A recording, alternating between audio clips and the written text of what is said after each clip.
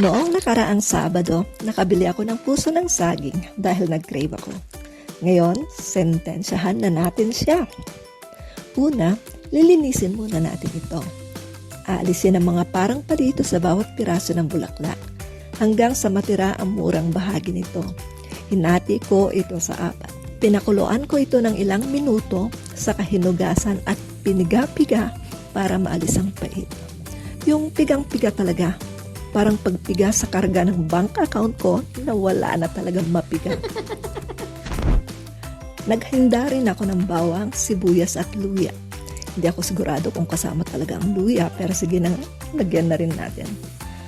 Dahil wala naman akong karne sa ref at tamad akong bumaba para bumili ng pangsahog, pinatulan ko na ang minced pork sa freezer. Ginasa ko ang bawang, sibuyas at luya. Pagkatapos nito, inilagay ko na ang minced pork. Nung medyo brown na ito, inilagay ko na rin ang puso ng saging.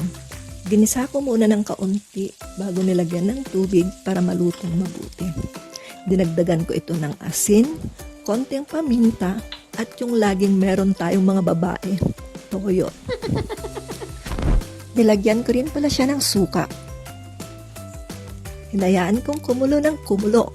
Parang pagkulo ng dugo ko kapag nakikita ko siya. Ay, iba pala yun. Hanggang sa maging dry ito. Kasing dry ng balat ko. Ano na nga bang luto ito? Adobo o atsara? Kainan na!